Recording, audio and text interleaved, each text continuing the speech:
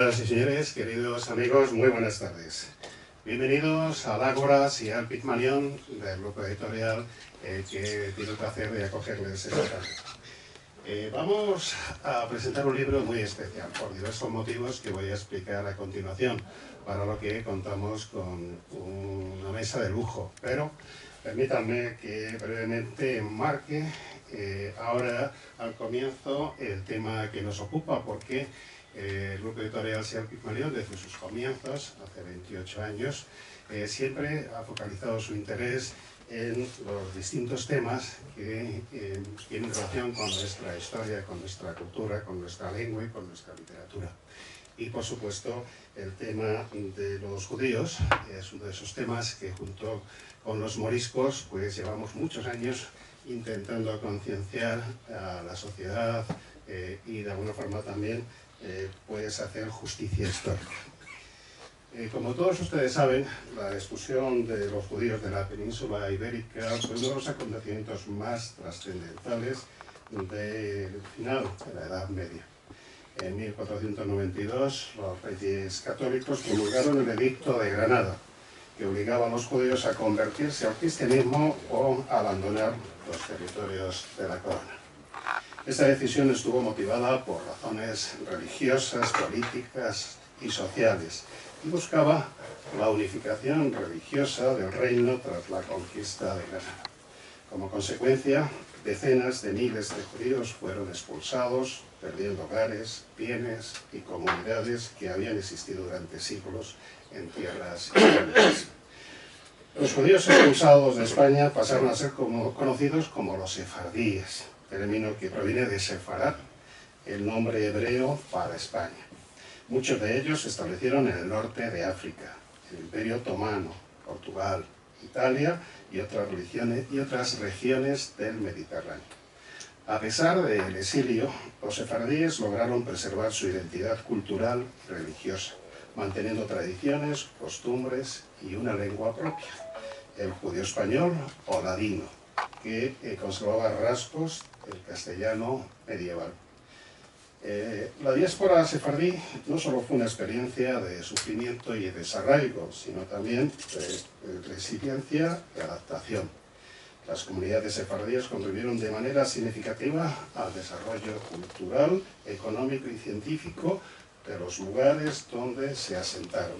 Y su historia es un testimonio de la capacidad de un pueblo para mantener su memoria colectiva y su identidad, a pesar de la persecución y el exilio, dejando una huella duradera en la historia del mundo mediterráneo y europeo, fundamentalmente, aunque también en América. De eso hablaremos otro día. Y María José López Palot está, pues arriesgada y querida para nosotros, autora, puesto que aunque nos conocemos hace relativamente poco tiempo, se ha vinculado con nuestra estructura, con las personas que trabajamos en el grupo Sierra Pigmalión de una manera casi fraternal. Como digo, María José se ha planteado escribir la historia de los judíos, para lo que nos anunció hace unos cuantos meses que tenía preparado no una, sino 3 obras, una trilogía, y nos anunciaba la entrega en cuestión de semanas del primer tomo de esa trilogía. Yo siempre confié en ella, pero no me imaginaba que iba a ser un volumen tan gordito y que además, según me decía ayer, el segundo y el tercero van a superarle en cuanto al número de páginas. Hemos trabajado mucho en este libro, lo sabe su autora. Hemos puesto mucho cariño porque para ella es su primera obra, igual que los primeros hijos, aunque se tengan muchos, siempre son especiales y nunca se olvida ese proceso de gestación, ese parto. Para ella ha sido algo similar, algo parecido, y hemos estado muy cerca de ella, hemos estado siguiendo ese proceso. Y yo no sé todavía si está feliz y no se lo cree, si de alguna forma siente esa descredencia que manifiestan muchas madres, ¿no? Cuando ya está fuera el hijo, cuando no está en su vientre y no se alimenta directamente de su interior. Es que ya no es solo mío, ya lo tengo que compartir con los demás, ¿no? Pues algo así sintió María José cuando ayer le entregamos el primer ejemplar de su libro. La acarició y dijo, sí, está bien, pero el segundo, esa desquerencia, ese pensar ya en la siguiente gestación, es algo típico, no es algo que le ocurra únicamente a María José. Yo espero, María José, que de verdad pues hayas visto en el libro pues ese cariño que hemos puesto en todo el proceso de la edición del mismo. Yo espero que el libro te dé todas las satisfacciones que tú esperas y te mereces. Yo espero que efectivamente sea el primero de otra serie de obras que de alguna forma pues hagan que te conviertas en un referente, un referente literario y también personal, porque me consta que estás ahora en diversas actividades en relación con también agrupaciones, asociaciones, tanto españolas como extranjeras, y seguro que va a tener una difusión muy significativa este libro, este bonito libro que te ha nacido hace muy poquito. Y tengo que dar las gracias a los dos presentadores porque van a ejercer de padrinos hoy. Pero a este señor que tengo a mi derecha, pues le quiero agradecer el magnífico estudio introductorio de la obra. Sé que, bueno, pues ya he dicho eso de Paco en otras ocasiones, incluso al hablar de los prólogos o los estudios introductorios que me ha hecho a mis propios libros. Pero, señoras y señores, queridos amigos, estamos hablando de un magnífico estudio que desde el punto de vista histórico y literario, pues le da la alternativa al libro que presentamos. Más de 40 páginas de estudio introductorio. Eso es mucho trabajo, eso es mucho tiempo y desde luego yo creo que es un pórtico muy adecuado para invitar a la lectura del libro y para presentar la obra y presentar la autora. Pero también quiero dar las gracias y la bienvenida a don Isaac Benahabraham, que bueno, pues está aquí como presidente del Centro de Documentación y Estudios Moisés de León, y además porque le une, no sé qué vínculo exactamente con la autora, pero ya me ha hablado maravillas de su presentador y yo estoy deseando también escucharle. A todos ustedes que están aquí, gracias por apoyarnos, por apoyar a la autora, por bueno, pues, justificar el trabajo tanto de ella como nuestro. Y a todos los que nos están siguiendo ahora vía streaming, bienvenidos de nuevo. También saben que pueden participar, que pueden enviarnos sus preguntas y que se las pasaremos a la mesa cuando finalicen las presentaciones.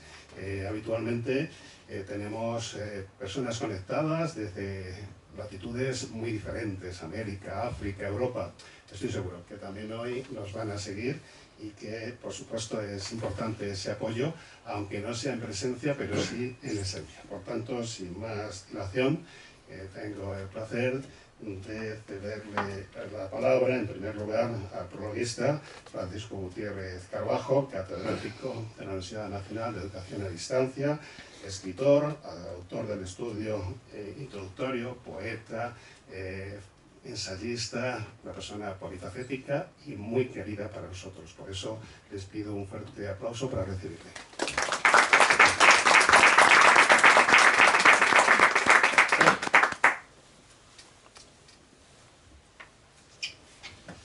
Pues buenas tardes, muchísimas gracias en primer lugar María José por haber publicado este libro que es una joya. Muchísimas gracias a ti, Isaac, por tu compañía, tener un sabio como compañero siempre es un honor, pero además para mí un temor. Muchas gracias a todos ustedes que asisten a estos actos, estas actas introspectivas. Y muchas gracias al gran Basilio que yo le he dicho siempre que es el que más está haciendo por la cultura. Y lo comentaba ahora con Isaac, que en un país donde cierran una librería cada día en España, que mantenga, que las abra y que, pues desde luego, es muy de alabar. Y habría que no solo de alabar, sino las instituciones. Un día tenemos que sacar un manifiesto para que realmente tenga una subvención como se merece. Bueno, Basilio acostumbra a poner en los libros, como todos los grandes inversores, por cierto, yo verán que hago muchos paréntesis, muchos, o sea, no voy al asunto principal, sino a veces a los márgenes. Pues no hace mucho tiempo me llegó un trabajo sobre las editoras del siglo XVI y XVII, o sea, editoras, es un trabajo de unas jóvenes investigadoras, y lo leí con mucho gusto, y lo mandé a las feministas a las feministas de mi facultad, porque hay dos salas. Una de ellas me contestó, dándome las gracias por el trabajo, y otra no, pero es que hay muchas. Y después, conforme fue pasando el tiempo, me ponían viuda hija de no sé quién. O sea, pero ya tenemos editoras en pleno siglo de oro. Bueno, pues así le sirve el ejemplo de esos grandes editores, y pone al final de cada libro, este libro se imprimió en el aniversario de Santa Teresa, o este libro se envió en el centenario, etcétera, etcétera. Y esta fecha que han elegido, yo creo entre Basilio y María José, está muy bien elegida. Seguramente que están pensando porque el 27 de enero de todos los años en España, desde el año 1999, se celebra un recuerdo a las víctimas del Holocausto y a la valentía de los resistentes. Equivale de alguna forma, esto en el calendario gregoriano, lo que en el calendario hebreo es Yom HaShoah, que se celebra de marzo a abril. Es una conmemoración del recuerdo de este holocausto.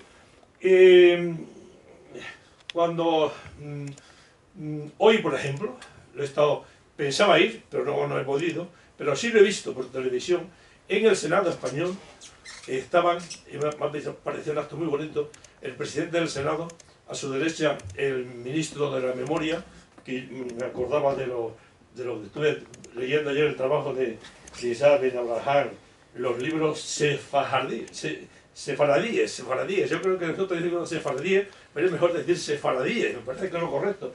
Y la memoria, a la derecha estaba el ministro de la Memoria, y a la izquierda el gran rabino de Torremolinos.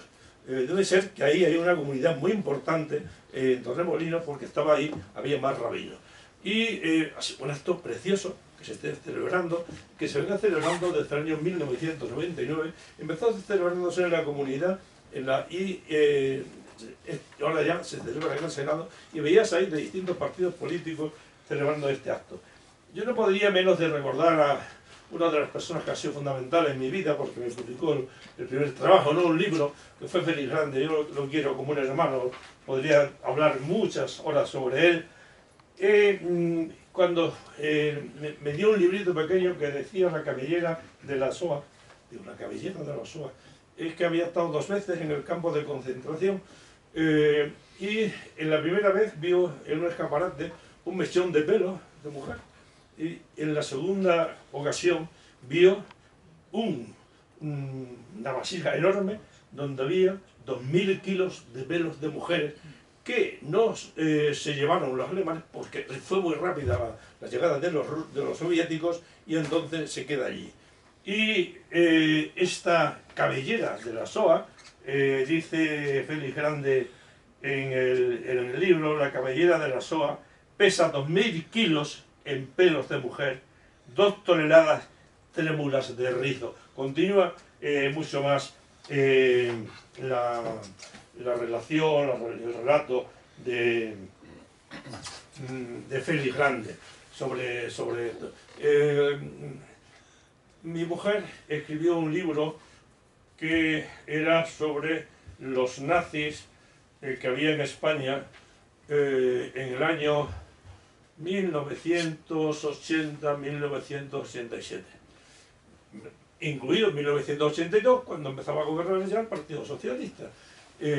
Bueno, pues había en Denia muchos nazis. Estaba uno de los principales lugartenientes de Hitler. Estaba, y no sacó los nombres en la novela,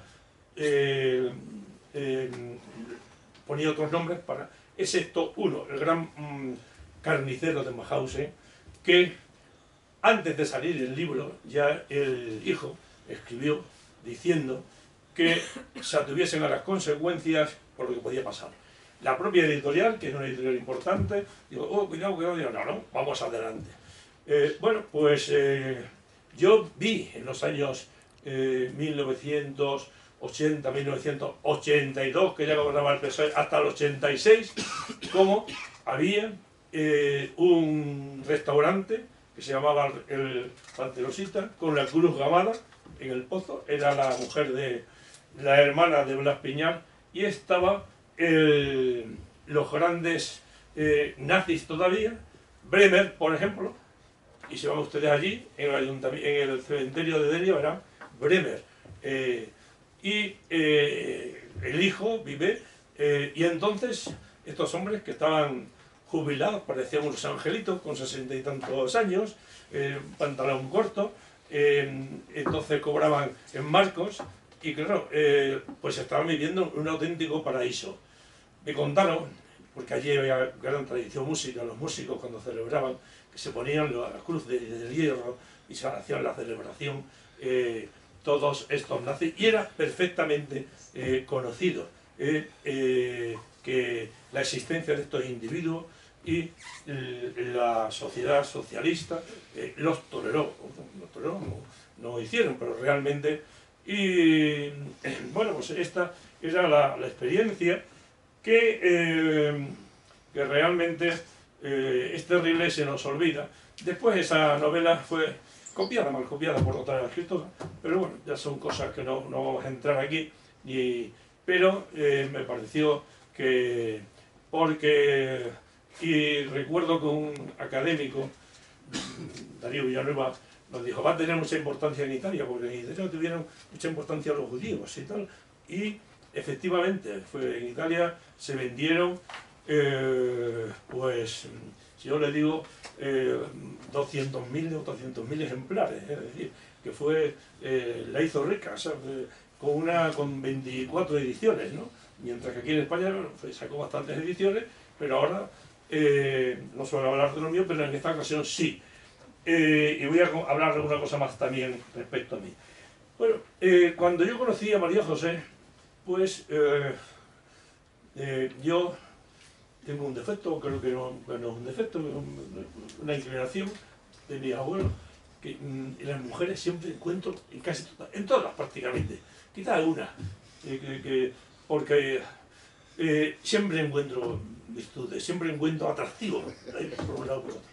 Y María José, lo vi, no sabía si era una militante clandestina, si era una espía diplomática, si era una... Y después, claro, coincidí que hacía mal tiempo, como ahora, peor tiempo, en Silos, me cogió en su seno, bueno, en el paraguas, y me transmitió una energía especial. Y dije, bueno, esta mujer es algo singular, tiene alguna singularidad. No sabía si era casada, si era soltera, después me enteré, porque yo me he enterado hace unos meses, pues que mi hija y tal, le digo, ¿no cuántos hijos? No, una está en Suecia, otra está no sé dónde. Bueno, tan singular como lo es la obra esta. Y me han oído decir muchas veces que yo no creo mucho en los géneros, ni en las... que son etiquetas que tenemos que poner los profesores, pero para encuadrar, pero la literatura no se puede encuadrar tan fácilmente, ya lo que es el siglo XVIII, ya tenemos prerromanticismo, etcétera, etcétera, y decía ya todos los que eran obsoletos la cuestión de los géneros, y yo siempre cito la palabra de Unamuno, que género para él es género, de lo que puedes ir cortando según tus necesidades, ¿no? Y Pío decía que era una obra abierta. Bueno, pues en ese sentido, la obra de María José, como María José, una obra singular, una obra abierta, es una obra que bueno, ella había escrito ya un libro importante, Voces de Mujeres Místicas Europeas, y después esta trilogía que empieza aquí, a mí me sirvió mucho, pues porque ella licenciada en Derecho, realmente, como dice Basilio, ha tenido muchísimos cargos de gestión, y se ha sabido mover muy bien. Y se ha sabido mover muy bien en un mundo que hay que saber apoyarse en los buenos para ser uno de ellos, como decía el Lazarillo, O sea que yo también tardíamente me doy cuenta que hay gente mala. Yo pensaba que no había gente mala, pero sí, por lo visto hay gente mala. No hay más que verla todos los días, de un lado y de otro, lo que está pasando. Ella sintetiza el libro, dice que es un análisis junguiano desde la perspectiva de la Judea conversa. Y es verdad, en la advertencia amorosa ya da muchísimas claves de lo que es su libro. Se entra en un libro, yo voy a hablar no solamente de este, también un poco de los siguientes, en una etapa que se llamaba la Edad de Oro, que ya Cervantes dice que cuando en el discurso a los cabreros no estamos en la Edad de Oro, aquella en la que no existían las palabras tuyo y mío, cogías los frutos, no tenías que trabajar, etc., sino que estamos en la Edad de Hierro, en la que domina la codicia, la guerra, el egoísmo. Para mí estamos ahora en una edad de metales tóxicos, metales fisibles, donde domina el uranio y el plutonio, y lo tienen fundamentalmente las 6 o 7 grandes potencias, ¿no? Bueno, pues en esa edad, que ya el propio Quevedo, un individuo que realmente esa fama que tiene, pues dice cosas magníficas, ¿eh? Yo tuve una discusión y lo he comentado algunas veces, con algunas feministas que decían un Quevedo muy feminista. Y digo, bueno, porque el de jarrón amoroso que decía Quevedo, el amor. Y digo, hombre, feminista, un hombre que te dice, mujer que dura un mes se vuelve plaga, muy feminista no debe ser, ¿no? Pues bueno, este individuo decía, y esto tiene razón, que en esta edad de oro, dice, para unos no había Pascuas, para otros no había Cuaresmas. Pues eso es la verdad. Es lo que pasa ahora, es lo que decía López Vago a finales del 19. Este gobierno le ha dado a cada cual lo suyo, más riqueza a los ricos y más pobreza a los pobres. Eso a finales del 19. Y el alcalde de Madrid bueno, denunciaba a este individuo porque escribía libros muy pornográficos, La viuda, La puta, La señora de López, segunda parte de tal, y siempre lo criticaban. Y él continuaba. Américo Castro lo llamó la edad conflictiva, y ya hace mucha referencia a esto, y María José dice la fijación del preciso momento en que nuestra dorada piel de toro pasaría a ser trípode complejo de sofisticadas raíces trinitarias. La polémica ya venía de lejos, ya casi todas las obras polémicas antijudías que aparecieron en el siglo XV, el Fortalitium Fidei, Fray Alonso de Espina, el Mostrador de Justicia, Alonso de Valladolid, el Celus Christi contra los judeos, sarracenos e infieles, de Pedro de Caballería, el Escritorio Cristianorum de Pedro de Santa María, que creo que era Salomón Javier de Ví, es el nombre que tenía Pedro de Santa María, y otros semejantes salieron de ahí. Y en la Iglesia Católica, yo he cantado los que tienen mi edad y un poquitín menos, se rezaba Pro Perfidis Judeis, se rezaba por los dioses, decía Pro Perfidis Judeis, como se cantaba también, fuera los protestantes, fuera de la nación, que queremos ser amantes del Sagrado Corazón. En esta época, allí, bueno, pues era eso lo que sucedía ya en la España del siglo XX. Hay una cuestión en toda esta época, en todos los siglos, que ha habido un odio, o por lo menos una consideración muy poco positiva de las mujeres. No siempre fue así. En la historia, la gran historia, hubo una época en que la mujer era la gran mater familias, era la que mandaba. ¿Cuándo empieza a ser el hombre? Pues en el Neolítico, cuando empieza la agricultura, y cuando se identifica, cuando se relaciona el semen con la procreación. Amigo mío, a partir de ahí empieza la cuestión del patriarcado. Pero antes realmente existía esa diosa. Sí. Bueno, aquí quería hablar también de esas diosas madres de las que habla muy bien nuestra colega, nuestra amiga, y había ya feministas, Cristián de Pizán en el siglo XV, principio del siglo XV, escribió un libro como La ciudad de las damas, un libro que era una respuesta a Robán de la Rose, donde realmente estaban las grandes mujeres, las mujeres que habían hecho pues que el mundo fuese un poco mejor. Y fue la que, a partir de ahí, se produce la querella de las mujeres, donde interviene una que sí trata mucho, con toda justicia, María José, que es Teresa de Cartagena, que es un poco posterior a Cristina de Pizan, y es considerada por María José como la primera mujer feminista, también la primera mística, yo creo, porque antecede un poco a Santa Teresa de Jesús.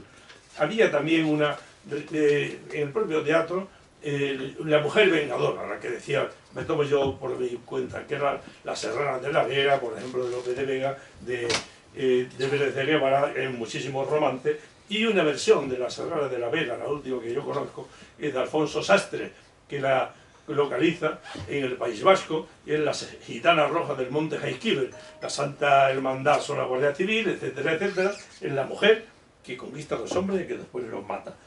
En el nivel de las distintas clasificaciones, ella sigue la terminología y la de Jung. Jung, que es un, lo estuve volviendo a releer, importantísimo, porque realmente en la obra de Jung no solamente se preocupa de la psicología, sino de la filosofía, la alquimia, la antropología, la religión, etc. Hay que tener en cuenta que su abuelo paterno, Samuel, escribió una gramática hebrea y fue el promotor ya del sionismo en esta época. El abuelo paterno de esto. En esto de... Claro, frente a los judíos, ya hemos mencionado a Francisco de Quevedo, fue uno de los peores que trató. Era un individuo muy chapado a la antigua. Hay que tener en cuenta que estuvo 2 veces preso, pero la primera vez que estuvo preso, el rey durmió en su casa. La segunda vez ya no, pues estuvo en San Marcos de León, y ahí fue la cosa muchísimo peor. Pero realmente era un hombre de tradiciones antiguas, antijudío, un clasista, y con sus obras, execración contra los judíos, la isla de los monopantos y el Buscón, donde utiliza las expresiones de puto judío. ¿Se llama qué? ¿Que quieres que vaya deprisa? Bueno, pues voy a ir un poco deprisa, pero no me atosigas mucho más porque voy a decir una cosa y creo que vas a tener tiempo de sobra para poner todo lo que me dé la gana. En relación con todo esto, quiero mencionar una cuestión, porque yo tuve la ocasión de conocer a Benjamín Netanyahu. ¿Por qué tuve ocasión de conocer? Porque en el año 2001 yo era decano y me invitaron a la proclamación del doctorado honoris causa de su padre Benzion Netanyahu, el mayor estudioso, uno de los mayores estudiosos de la Inquisición en España. Y vino su hijo era 2001, hacía 2 años, había acabado de ser primer ministro en el 99. Bueno, pues ya no voy a continuar un poco más porque realmente tuvo la respuesta de... hay un padrino, yo he sido padrino como doctor honoris causa de Caballero Bonal de Carlos Fuentes, etcétera, etcétera. Y pues toda la cuestión de la Inquisición de la que ha hablado Basilio, de los reyes católicos, etcétera, etcétera. Habla después también de la etnia gitana y quería mencionar en cuanto a las etnias gitanas una obra que es fundamental, que es Persecución, de Félix Rande, donde las letras de Félix Rande, la música de Juan Peña Lebrijano. Y quería hacer referencia a algo que es muy importante en toda esta, que es los estatutos de limpieza de sangre. Lo digo porque lo que mandó un amigo de la tercera de ABC, que llaman, hablaba de la limpieza y dice, se limpió poco. 12 días se limpió poco. Bueno, pues hay una obra de Calderón de la Barca que se llama Las órdenes militares, donde cada uno tiene que ir examinándose para ver si es digno de entrar en la orden. Y llega el segundo Adán. ¿Quién es el segundo Adán? Cristo. Amigo, ¿es limpio de sangre? ¿No es limpio de sangre? Esto es el gran problema. esa obra le costó a Calderón pues, un gran proceso y realmente, pues bueno, no voy ya a meterme en más cuestiones, dejo pues todas las cosas fundamentales que quería decir, porque ahí fundamentalmente desde el punto de vista técnico, que es el que me interesa más, no es una técnica de muñecas chinas, sino es como la elipsis con dos ejes. Un eje sería la psicología de Jung y otro la filosofía de la historia. Bueno, María José es una gran escritora, una escritora magnífica, y si Tennyson decía que está el tiempo fluyendo a medianoche, para María José el tiempo fluye y nuestra experiencia vital está fluyendo en cada página y en cada letra de su obra. Muchísimas gracias. Muchas gracias.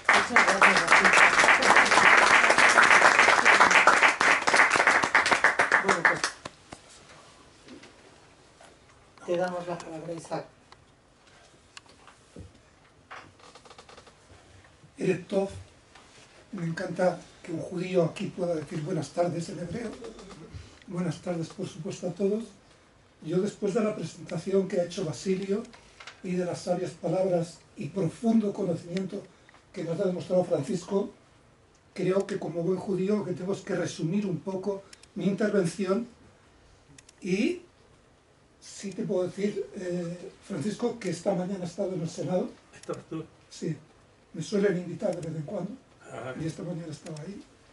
Y me une un poco, como buen judío soy capaz de tener dos pensamientos contradictorios al mismo tiempo.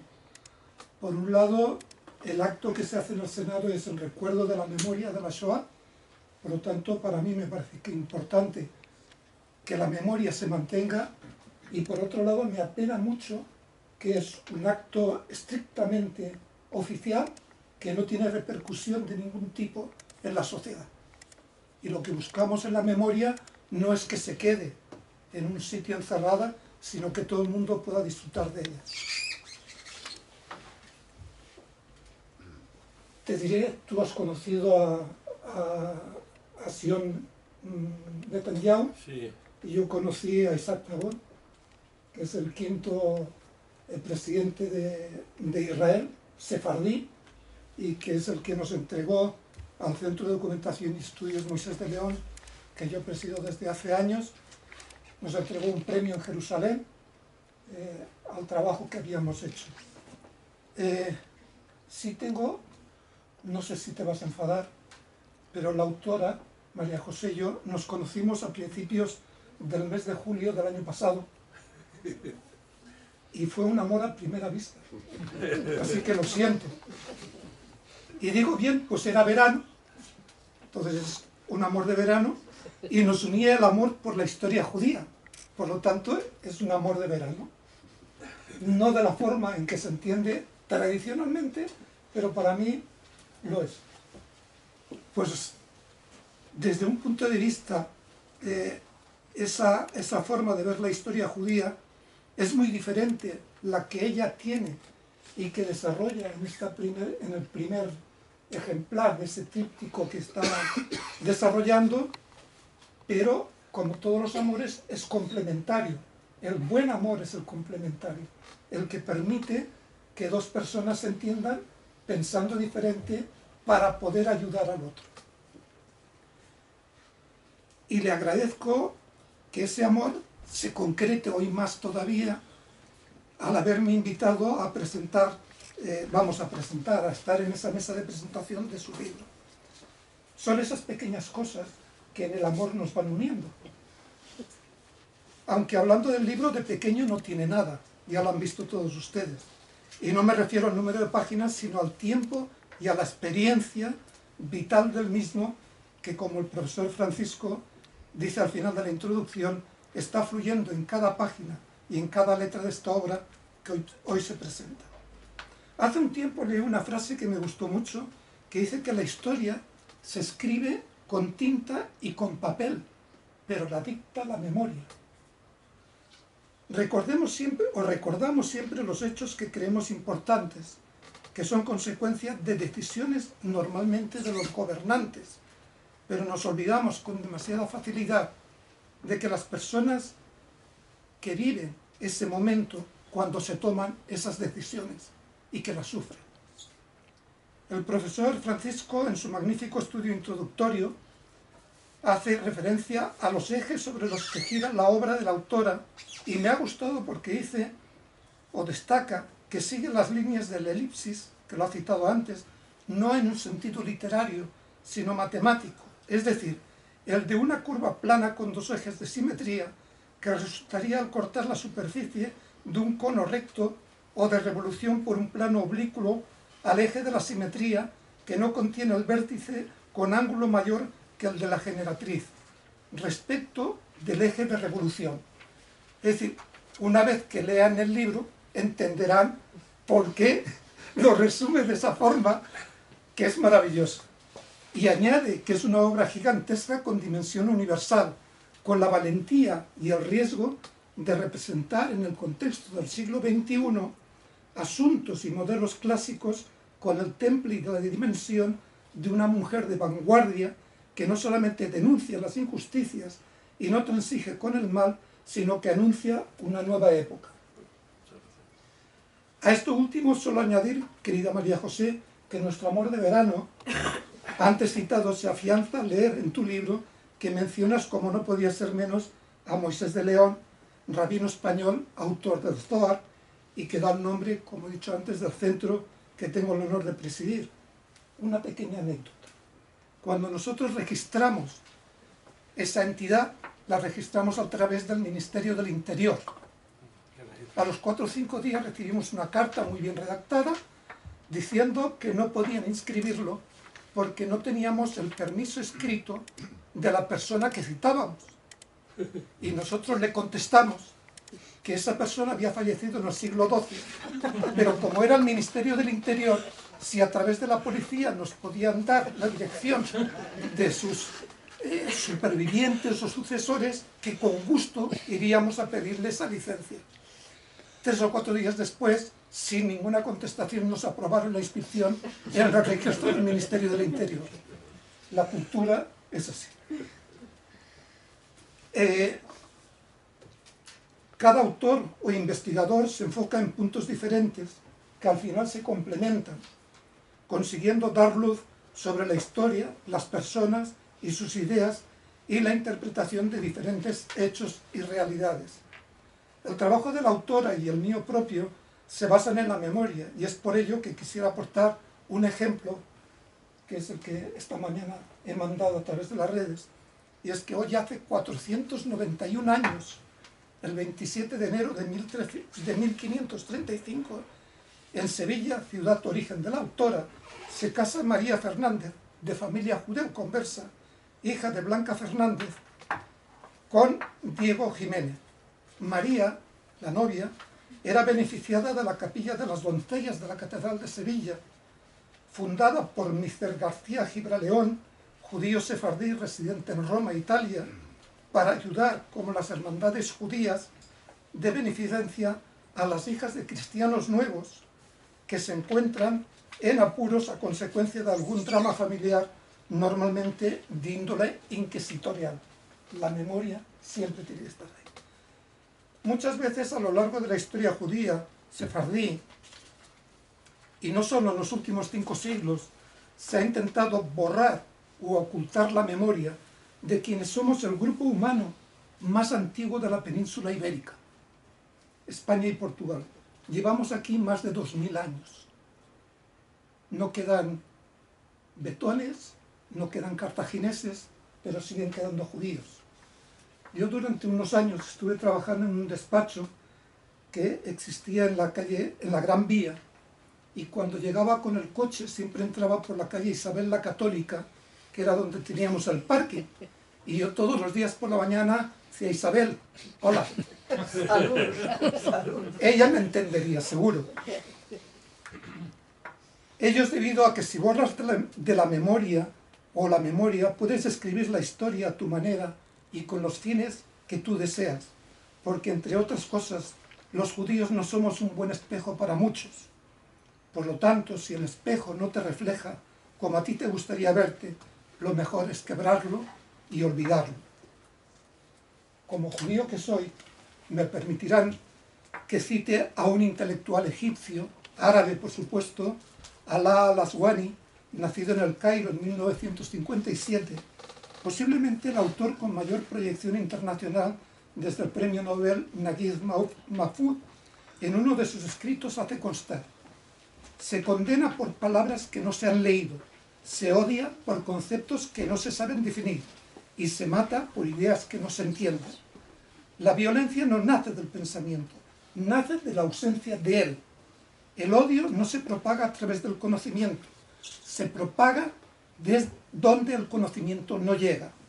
Cada vez que una sociedad renuncia a educar, no crea ignorantes, crea armas humanas que no saben por qué disparan, pero están dispuestas a hacerlo.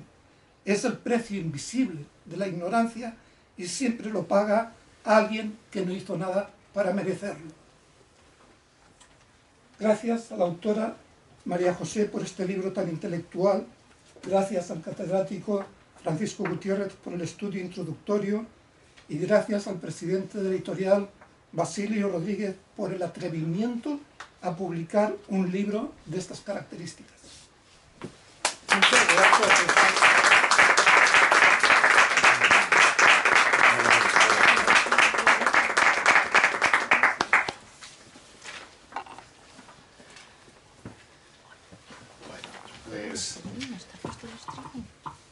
Después de estas dos magníficas presentaciones, nuestra autora quiere intervenir de pie, porque ella me ha dicho que es, ¿cómo decías? Algo italiano. Algo italiana, algo italiana. Entonces los italianos hablan de pie. Bien, no, por mi parte únicamente agradecer a todas las personas que nos están siguiendo ahora mismo. Tienes varios comentarios después de tu intervención, te los vamos a transmitir. Pero yo creo que efectivamente estamos en un momento muy especial para una persona que tenía tantas ilusiones, sueños y esperanzas que empiezan a convertirse en realidad. Simplemente quería darte esta entradilla y decirte que vamos a proyectar estas diapositivas, vamos a apagar una de las luces, pero no todas, para que puedan grabar como es debido. Buenas tardes. Bueno, gracias a los dos sabios que me acompañan. Son dos sabios y no hay que decir nada más. La palabra sabio es muy grande, pero en realidad Paco es catedrático de literatura. Leer su prólogo es hasta agobiante. O sea, dice, yo no he podido escribir esto ni suscitar estas impresiones, pero Paco tira de su cultura y de Isaac Ben Abraham, en fin. Realmente me siento más que halagada que ellos dos me han querido acompañar y todas las personas tan encantadoras que desafiando esta tarde al temporal y lo desabrido de la tarde habéis querido venir para que yo trate de transmitir brevemente, tengo el reloj ahí enfrente, pero en fin, yo soy de palabra fácil, verbo fluido, he querido apoyarme. Es evidente que la buena literatura se expresa por sí misma, no hace falta que tenga imágenes, un libro transmite por sí mismo, pero es verdad, este es un libro que no es uno, que son tres, aunque en realidad lo que hoy estamos presentando es uno, pero los otros dos ya están escritos. Es una trilogía que trata de explicar con imágenes y palabras qué pasó con los judíos, que ahora llamamos sefarditas, los judíos españoles, qué fue. Aunque en realidad el verdadero sujeto histórico de este larguísimo ensayo español, extensísimo, que tiene más de 700 páginas, es el ánima española. Entonces yo me pregunto, en la misma advertencia amorosa del libro, advierto a mis lectores de que se van a adentrar en 700 páginas muy largas, en donde yo, como autora, me pregunto ¿qué fue del ánima española? ¿Cómo se hizo perdidiza en el siglo XVI, en el siglo de oro español, y se vuelve a hacer encontradiza en el siglo XXI en el que estamos? ¿Y por qué digo yo estas cosas que digo apoyándome en Juan de la Cruz, notorio judeoconverso, patrono de los poetas españoles? Porque, ven ustedes esta imagen que tenemos aquí, Raquel las va a ir pasando, allá por el año 1992, o sea, muy próximo, cuando la Exposición Universal de Sevilla, en realidad, yo me daba cuenta, viviendo en Sevilla, que se estaba removiendo una cosa tan profunda desde abajo que algo iba a suceder arriba. Porque aunque ustedes no lo sepan, le pido a Raquel que pase a la siguiente. Ahora les vengo a explicar lo de... no, la anterior. Esto es Sefarad. Esta es nuestra península ibérica, la piel de toro al sol o en forma de mariposa monarca, y se llama Sefarad, y Isaac me dirá, Sefarad viene, es una sola Sefarad, no había España y Portugal, es una sola Sefarad. Allá creo que por el año 530 y tantos antes de Cristo, cuando Nabucodonosor destruye el primer templo judío en Jerusalén, ya se produce una diáspora de judíos que atraviesan el Mediterráneo y se van más allá. Sefarad quiere decir más allá. Nosotros los judíos de Jerusalén estamos más acá, el resto de los judíos ya se han ido más allá. Esto es el origen de Sefarad, que yo en mi libro digo que España y Portugal es como una mariposa monarca con sus alas ahí desplegadas, que siempre quisiera levantarse al vuelo, y algo, muchas cosas le han sucedido que la ha dejado ahí atascada, ¿no? Entonces, lo que yo creo que atasca a España, pasamos a la siguiente y a la humanidad, es que el mundo en realidad, nuestro mundo está velado. El mundo no se entiende jamás desde lo manifiesto, se entiende desde lo latente. Y en esta comprensión de lo latente el pueblo judío ha sido auténticamente maestro, un maestro en entender qué es lo que subyace a lo que es aparente y explica lo que no sucede. ¿Ven ustedes? Este es el velo de Isis, el anima mundi, que es el espíritu femenino, el soplo, el sefer, yetzirah, el soplo divino, el hálito, y estos tres círculos concéntricos y el agua. Y vamos a la siguiente. Yo he tomado de referencia este dibujo del que les estaba hablando, aparece en 1992. En plena Exposición Universal de Sevilla, están una señora, así se lo voy a explicar para andar por casa. Una señora se quiere construir una casa, se casa su hija y va a hacer un segundo piso en su vivienda. Entonces, un albañil mete el pico en la vivienda y el pico para poder construir el segundo nivel y no sale. Tira de aquello y aquello no sale. Se mete por dentro y ¿qué es lo que pasa aquí? Que no sale, y encuentra un cofrecito en el vano de las dos viviendas, un cofre precioso con unos libros a todas luces heréticas, porque trataban de una medicina judía, porque trataban de la quiromancia, y un lazarillo de Tormes que tuvo que venir Francisco Rico desde Barcelona para certificar que efectivamente era una versión original del Lazarillo de Tormes, escrito por un autor anónimo judío a todas luces, y el médico que entierra esta biblioteca, Francisco de Peñaranda, hace este dibujo. Ven ustedes, ahí es el tetragramaton, el nombre de Dios, Yahvé, el nombre que no se pronuncia, que es impronunciable, las 4 letras. El tetragramaton y un grimorio. Eso no es una estrella de David, es como un dibujo contra el mal de ojo. Y Francisco de Peñaranda, el médico judío, va escribiendo por fuera a otro médico de Oporto, Fernando Brandao, y le va explicando en pequeñito, le habla sobre el poder sanador de nuestro Señor Jesucristo. Entonces, este maravilloso dibujo que me hizo a mí caer ya definitivamente del caballo. Yo andaba sobre la pista de los judeoconversos españoles por múltiples razones, incluso familiares y de mi propia memoria. Pero cuando vi esto, definitivamente yo dije, aquí hay una huella, aquí hay un legado, aquí hay algo que ha quedado tan inexplicado. Entonces, cuando en el año 2017, de nuevo, los españoles estupefactos, yo por lo menos sentada en el cuarto de estar de mi casa, volví a ver un nuevo intento de golpe de Estado de parte de lo que llamamos una comunidad autónoma de Cataluña, y yo cuando vi aquello en el televisor dije, yo creo que lo que le pasa a este país es que no cierra bien. Hay algo que no cierra bien en España y que yo creo que tiene que ver con todo lo que nos hemos ido dejando por detrás de desmemoria y de olvido, que no cierra bien. Y tomando los 3 círculos, y que han visto el Anima Mundi, los 3 círculos de Barca Rota, yo dije, yo creo que España y la terminología de Jung, porque yo aplico a mi libro unas categorías que son muy conocidas de Carl Gustav Jung, el padre de la psicología analítica, que habla, el ser humano, cualquier psiquismo humano tiene un yin y un yang, un ánima y un animus, es decir, una parte más femenina, una parte más masculina, y naturalmente no solamente quiere decir que ánima es lo femenino y ánimo lo masculino, sino que es una unión de opuestos. El mundo se explica también porque hay que producir una síntesis de los opuestos, lo de arriba con lo de abajo, lo de dentro con lo de fuera, lo sólido con lo que es más sutil. Los seres humanos que consiguen hacer esta síntesis entre una unión de opuestos, su ánima y su animus, llegan a una comprensión distinta y a una expansión de la conciencia.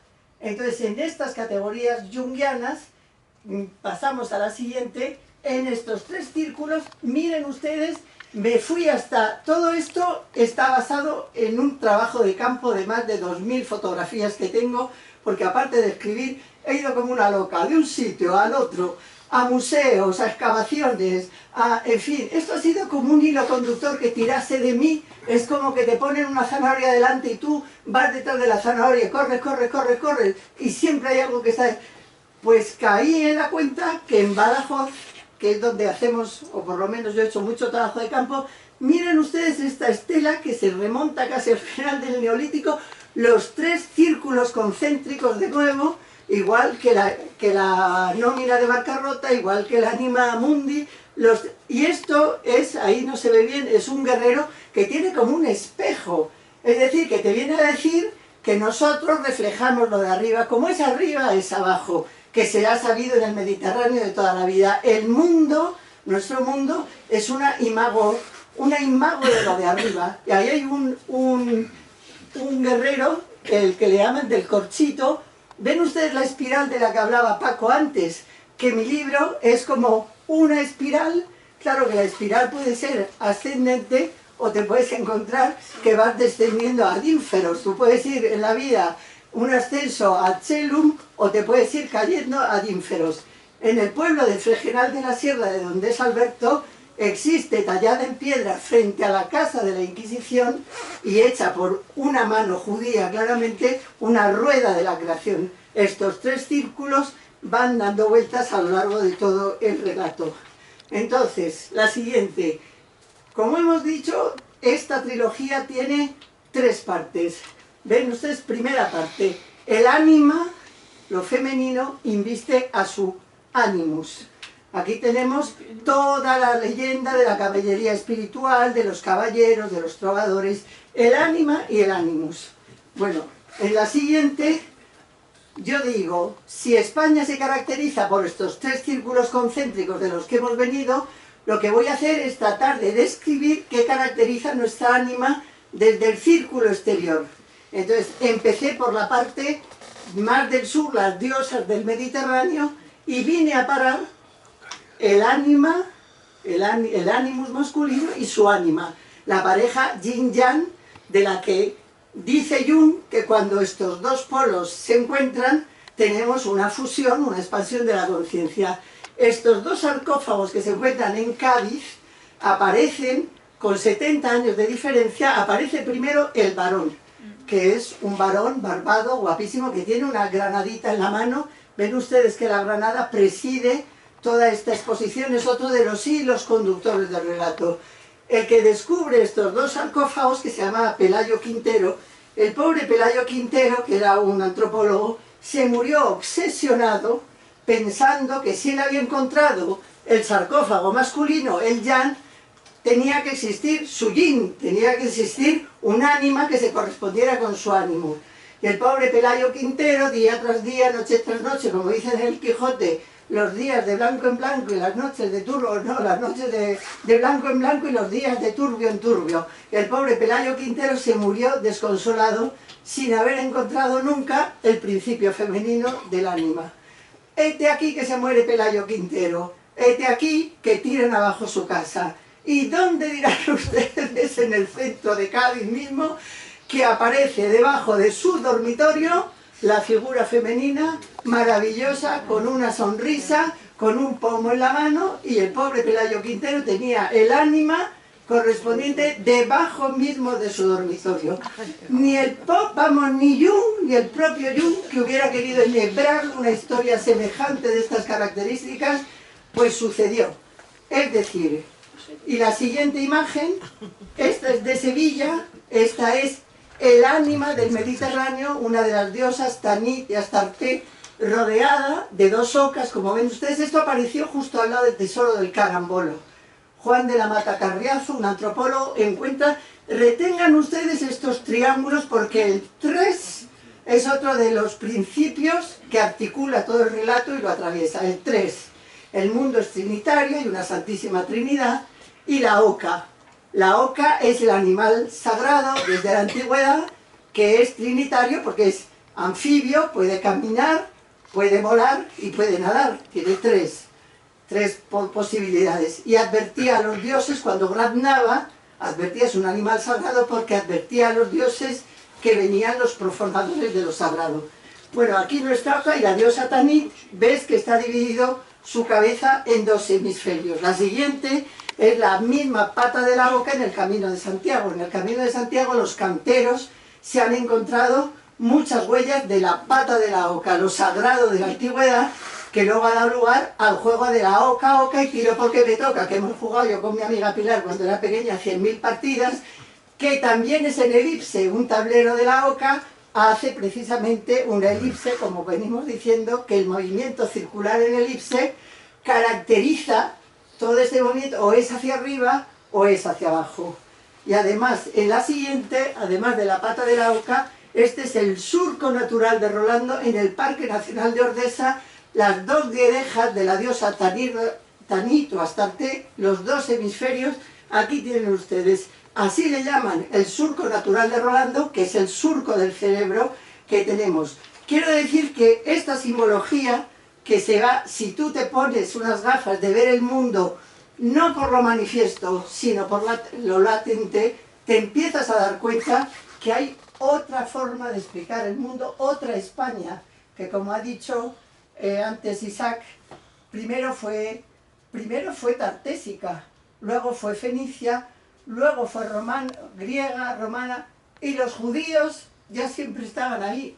Desde el principio, o casi desde el principio, los judíos estaban ahí. La siguiente, esto, vean ustedes las circunvoluciones neurológicas en el santuario más antiguo del Mediterráneo, que es el de Göbekli Tepe. Esto hace circunvoluciones neurológicas, queriendo decir que además de masculino y femenino, yin yang, el mundo es mental. El mundo es el producto de un pensamiento de lo altísimo, no diré el altísimo, diré lo altísimo sin género, que esto los judíos también lo han sabido. Yo creo que los judíos han pagado tanto el precio que han tenido que pagar, porque han sabido mucho más que los demás y antes que los demás. Seguimos pagando. Bueno, esta es la cuestión. Entonces, hemos recorrido el sur, si subes por Portugal, toda esta anillo de fuera de España conserva sus propias lenguas. Y la siguiente que tenemos es aquí. Ya nos venimos mucho más cerca, pero aquí, hacia 1444, ya empezaban a quemar herejes en Durango. Durango está en el País Vasco, como bien saben ustedes. Esto se toma por un precedente de la Reforma Protestante, pero lo que importa de retener es, para quien no lo sepa, hereje es la persona que piensa por su cuenta. Hereje lo que quiere decir es que todas aquellas personas que han pensado o entendido el mundo fuera un poco de lo gregario, han pagado un altísimo precio por ello. No digamos las brujas quemadas en Galicia, no digamos la siguiente. Aquí tenemos la siguiente, que es el Mont Canigó aragonés, cuya lengua, la lengua de esta parte de Cataluña, es precisamente la lengua de la oca. La lengua de la oca, las tres letras sagradas, oca, conserva el aranés, que es bilingüe, en esta parte de Cataluña. Esa es la bandera, aunque no se vea bien, esa es una pata de la oca. Quiere decir que el círculo externo de nuestro país además de conservar una identidad propia muy característica cada uno, han conservado cada uno de ellos, de estas comunidades autónomas, su lengua. Y siempre que se ha querido decir o pensar que España es castellanocéntrica, es decir, que lo yang sería lo centro del país y lo yin, el círculo de fuera, ha quedado, yo creo que bastante aplastado, lo yin por lo yang, lo de fuera por lo de dentro. No digo que tengan razón en todo, digo que desde luego hay argumentos para pensar que algo de razón han tenido. Entonces, la siguiente, nos vamos acercando ya, estos son los trovadores del sur de Francia, Bernard de Ventadon, y vean ustedes cómo por primera vez esta síntesis de los opuestos que yo digo entre yin, yang, masculino, femenino, cómo se mete el círculo dentro de un cuadrado. Aquí acaban de hacer la cuadratura del círculo, que ya se ve también, por ejemplo, en los Reales Alcázares de Sevilla, cómo Al-Ándalus fue capaz de poner el círculo dentro de un cuadrado, que luego también lo hará en Italia, el Renacimiento italiano, ya a esta síntesis de opuestos, el círculo dentro del cuadrado. Y la siguiente, estamos acabando la primera parte, este es el patio de Comares de la Alhambra. Vean ustedes cómo lo de arriba es abajo, o lo de abajo arriba, cómo se refleja lo que viene a decir estas fuentes maravillosas de un palacio rebosante de espiritualidad y de belleza, es que lo de arriba se refleja en lo de abajo. Somos una imago aquí abajo de lo de arriba. Bueno, y las dos últimas de esta primera parte, el astrolabio andalusí. Mucha gente no sabe que el momento de mayor esplendor de la cultura judía o sefardita en España se da precisamente en Al-Ándalus. Es el esplendor árabe de Al-Ándalus. Miren este astrolabio, que es andalusí y que tiene estos caracteres judíos. Es decir, que en la siguiente, que esto se encuentra en la Catedral de Sevilla, la sepultura de Fernando III el Santo tiene inscripciones en las 3 lenguas que convivían o cohabitaban en la península ibérica. O sea que hasta muy adelante en realidad se pudo producir esta convivencia trinitaria, estas 3 culturas que no digo que cohabitaran bien, no digo que se llevaran bien, digo que desde luego convivieron y produjeron textos maravillosos como el Zohar, el Libro del Esplendor y muchos otros textos. Otros fueron quemados. En fin, esta sería la primera parte del libro. El libro que estamos presentando hoy yo creo que acaba aquí. Entonces, acaba precisamente con el nacimiento de la lengua española. En San Millán de la Cogolla, que como saben ustedes es donde se producen los primeros bajidos de la lengua española, como es arriba, es abajo, hay un monasterio de Suso que está arriba, Superundens, y hay un monasterio abajo, el de Yuso, que precisamente yo digo que probablemente porque se dan estos 2 principios entre lo de arriba y lo de abajo, se dio una maduración de la conciencia lingüística española y surge el castellano al mundo hacia el siglo XI. Bueno, naturalmente, no sé si nos debemos adentrar en la segunda, en la tercera parte, o lo dejamos aquí porque ya presentaremos las otras 2, ¿no? Bueno, quiere decirse que este no es un libro, ya le digo yo a Isaac, es un libro dedicado a una inmensa minoría. Isaac dice que es un libro, no sé si demasiado culto, sino que tienes que tener unos ciertos conocimientos propios para acercarte a él. Aunque yo creo que es verdad que no es un libro, mi correctora que está aquí, Vero, dice con mucha propiedad que demanda un cierto grado de compromiso del lector o de la lectora para llegar a su término. Porque probablemente, no sé si es demasiado denso o demasiado culto o, no sé, mi impresión es que con un nivel de cultura, y doy por sentado que todas las personas que estamos aquí somos personas con una... O sea que muchas de las ideas que van fluyendo por el libro y que yo estoy soltando aquí ahora mismo todo seguido, muchísimas personas, muchísimos españoles en este segmento de población saben más o menos o algo les suena de qué es de lo que se está hablando. No digo que todo el mundo profundice en todo, sobre todo en esta parte más antigua. A medida que nos vamos acercando al siglo XX y al XXI, obviamente esto sí que ya es del dominio público y notorio y todo el mundo puede acceder a ello fácilmente. Yo me siento más bien legataria, yo creo, dirán ustedes, ya, esta mujer tan entusiasta, ¿por qué se le ha ocurrido venir a escribir estas 700 y pico de páginas todas seguidas sobre un tema que teóricamente ni le va ni le viene? Bueno, pues mi experiencia personal ha sido la de que, tirando de este hilo de la memoria española, por mejor decir, de su desmemoria, he venido a caer en la cuenta de que en mi propia familia paterna había todo un legado o un residuo de una memoria interesantísima, que caí desde luego el día que fui al cementerio de mi abuelo Eduardo, después de 40 años de no haber puesto un pie ahí, una vez que supe de todo esto. O sea, una vez que tenía los datos para descifrar, porque hay que descifrar los símbolos que toda esta cultura sefardita ha querido dejar como un legado de una presencia española. Lo que te vienen a decir claramente es: nosotros estuvimos aquí, fuimos tan españoles como los demás, y nos expulsaron, nos tuvimos que ir, porque no nos quisimos ir, y les dejamos esto puesto aquí, tallado en piedra, que te tienes que gastar el dinero del diseño, de pagar al cantero y de dejarlo ahí. ¿Y qué es lo que ha venido a pasar? Que el hiato de memoria, la ruptura de la memoria entre quienes dejaron aquel mensaje y los destinatarios del mismo ha sido tan enorme, que yo conozco alcaldes y alcaldesas, pero así, a puñados, de pueblos que tienen toda esta simbología, que llevan una vida entera pasando por delante del símbolo, pero no tienen el código para descifrarlo. No pueden leer, no pueden entender qué es lo que no es manifiesto, sino lo que está latente. Y cuando hemos empezado a organizar una acción entre localidades para hacer una red de recuperación de la memoria sefardita entre España y Portugal, claro, la gente abre unos ojos como platos cuando tú le empiezas a decir: esto es el Sefer Yetzirah, esto es el hálito divino, esto es Zafra, esto es el mercado de Zafra, estos son las granadas esculpidas en piedra. A mí a veces me ha sucedido que una cosa es que tú, en tu cabeza calenturienta, vayas dándole y dices: no, aquí hay algo, esto es... Otra cosa es que vayas al lugar y te des de cabeza con...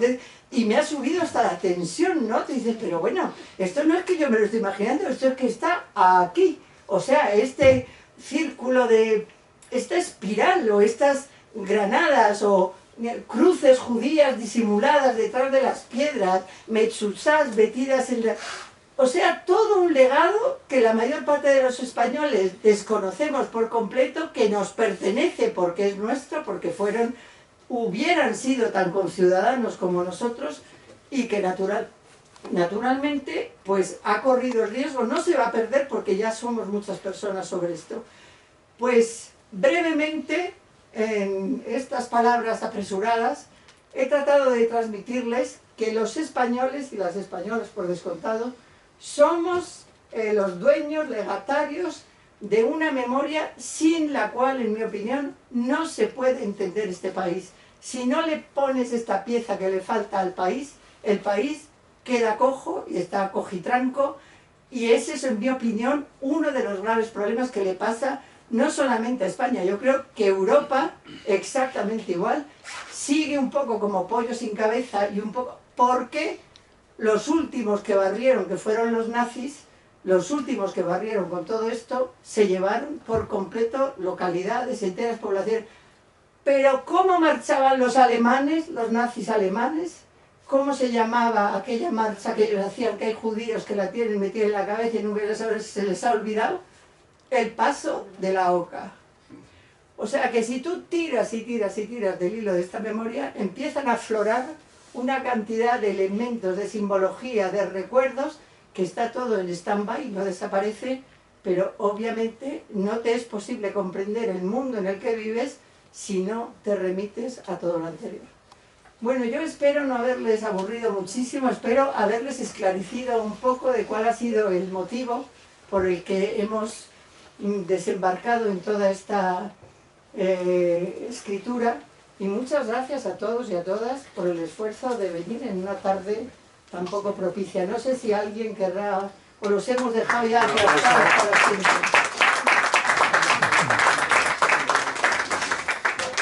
Bueno, yo creo que con esta elocuencia, este apasionamiento que nos ha mostrado María José, pues podemos constatar cómo para ella efectivamente es una obra importante que estamos presentando. Y bueno, pues ha llegado ya ese momento. Ella no veía la ocasión en la que iba a poder compartir esas investigaciones, esos trabajos, esa búsqueda, y por fin estamos aquí. Así es que yo creo que tiene que estar satisfecha y bueno, simplemente como ejemplo decir que hay mucha actividad entre las personas que nos están siguiendo vía streaming. Es un honor ver en directo a esta pedazo de escritora, tienes por ahí admiradores ocultos. Qué tema tan interesante y tan relevante en la sociedad actual. Fantástica presentación, esperado este libro tan interesante de tan docta escritora. Muchas gracias por poder leerlo e instruirnos. Qué honor poder asistir a esta presentación telemática desde Noruega. Un tema muy interesante que puede enriquecernos tanto como a la sociedad. Es todo un privilegio asistir desde el Círculo Polar Ártico a esta presentación tan interesante. Leer este libro será un privilegio hacerlo. Qué ganas de escuchar a la escritora, ya te han escuchado. Necesitamos que hable, María José, ya ha hablado. Un apoyo visual siempre es muy agradecido. Qué buena presentación. Hay más, pero simplemente quería traer unos cuantos ejemplos de esas personas que nos están siguiendo. Por supuesto, si alguno de los presentes quiere intervenir, quiere realizar una pregunta, aportar algo a lo que aquí se ha dicho, pues abrimos el micro para que pueda ser un acto no solo unidireccional, sino coparticipativo. Alguno de los presentes, si vienes para acá, saldrás en las emisiones que se están haciendo vía streaming. Adelante, María Antonia García León. La inductora, yo conocí a María José a través de María Antonia. Bueno, la rueda de la fortuna, ¿no? La vida, ¿no? En efecto, yo conocí a María José en Ávila, en la Universidad de la Mística, el año 2015, donde se celebraba el centenario de Santa Teresa de Ávila, que además ella la lleva como su carne de identidad, la lleva en un monedero que la saca así, ¿no? Entonces, ahí había una madeja, ella tenía, yo soy muy aficionada a la biografía, y ella tenía como una madeja de su familia, de tal, de cual, en fin, y dije, tienes que escribir. Yo todo el mundo digo que es muy higiénico escribir y publicar. Estoy deseando que se desembarace de estos trillitos y que lo saque al mundo, ¿no? Para que respire ella y el mundo se gratifique. Entonces, ahí hemos seguido años tras años, digo, ve a mi editor, no soy accionista, pero ve a mi editor, total, que finalmente cayó en las redes de Cial. y bueno, aquí estamos celebrando el éxito. Yo solo quería, como soy muy curiosa y ha puesto tanta pasión, pero bueno, se ha quedado que iba al cementerio, su abuelo Eduardo, y no nos ha dicho lo que vio en la tumba. Y entonces, bueno, pues si quieres, en el brindis después me lo cuentas en privado, o si quieres, si no es muy largo, pues lo dices a los curiosos. Muchas gracias por todo, y enhorabuena, enhorabuena, María José, enhorabuena a mi queridísimo amigo Paco Carbajo, enhorabuena a este nuevo amigo, y seguimos con la épica cultural. Bueno, pues cuéntanos, ¿qué es lo que viste en la tumba de tu abuelo? Utiliza el micro para que te escuche, por favor. Bueno, es un cementerio pequeñito, pero que aparentemente está dividido en dos partes.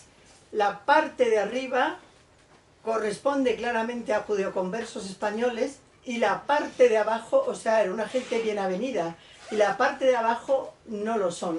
Pero la presencia del arcángel San Miguel, San Miguel es el patrono de las juderías, y lo encuentras por cualquier judería española o resto que quede.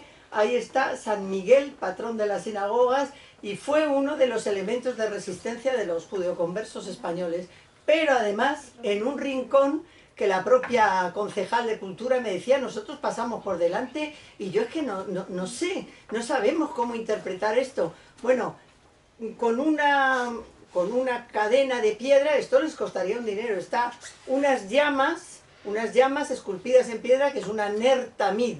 Una ner tamid quiere decir en hebreo la llama eterna que nunca debió distinguirse de la memoria judía en esta península. Y luego tienen el alfa y la omega y todo un círculo de granados. No sé si se han dado cuenta que en las transparencias todas arriba tienen una granadita. En la parte de atrás de este libro está la granada, es uno de los frutos semíticos por excelencia que se opone a la manzana católica. Frente a la manzana católica, la manzana del Edén, tenemos la granada judía, que tiene una enorme explicación y una enorme significación y para mi pasmo y asombro, yo la verdad, dirán ustedes, esta señora se inventa cosas. Yo no me he inventado nada, porque cada vez que me he ido dando con un racimo de granados ahí esculpidos en piedra, o sea, una cosa es que tú lo pienses o lo intuyes, otra cosa es que vayas a la iglesia de la Magdalena, el culto a la Magdalena,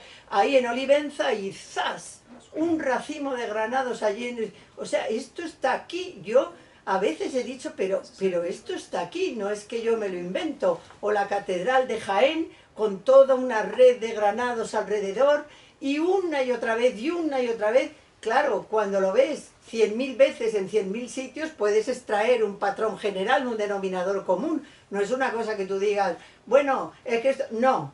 Y estrellas de David truncadas y con un triángulo debajo, como hay en Fregenal de la Sierra, o San Migueles por todas partes, flores que sustituyen a la estrella de David. Es toda una simbología preciosa que, en mi opinión, nadie sabe desentrañar, porque precisamente, y el granado, vamos, el granado es realmente una de las frutas por antonomasia que tiene todo un significado. No les diré cuál, lo dejaré para la segunda y la tercera parte, porque si no, no vendrán a las próximas presentaciones. Pero esto concluye por decir algo, breve, por decir algo. Fray Diego de Eza, el que presenta a Colón a los reyes católicos, que le introduce en la corte, se ha discutido hasta la sociedad. ¿Colón era judío o no era judío? Bueno, que el capital que provocó la expedición y que pagó el descubrimiento era judío converso, está para mí fuera de duda. Francisco de Pinelo en Sevilla. Pero Fray Diego de Deza, yo tengo aquí una fotografía preciosa, está Fray Diego con su napia inconfundible y su granadito al lado. Claro, cada vez que me he encontrado uno de estos granados, digo, no deliras, María José, esto está aquí, esto alguien lo ha puesto aquí para explicar con claridad. Aquí estuvimos, somos nosotros, es como una firma con una rúbrica. Bueno, ese es el sentido de la granada. Pues muchas gracias. Estoy de acuerdo contigo. José, Basilio. Puedes venir aquí, sí, sin problema. De tal forma que así ya apareces tú. Espera, que Basilio, que Isaac quería... Sí, di. Sí, adelante, Isaac. Y yo medio. Lo que estabas diciendo de Colón y todo esto, te puedo asegurar que es verdad, yo estaba ahí. Lo que yo he percibido en los grandes trabajos de Isaac es que tanto la conquista de Colón como lo de los reyes católicos en Granada tuvieron un apoyo o una influencia del pueblo judío. Total. Adelante. Sí, yo quería decir, es la primera vez que me grabo a mí mismo. Estoy grabando esto, parece un milagro.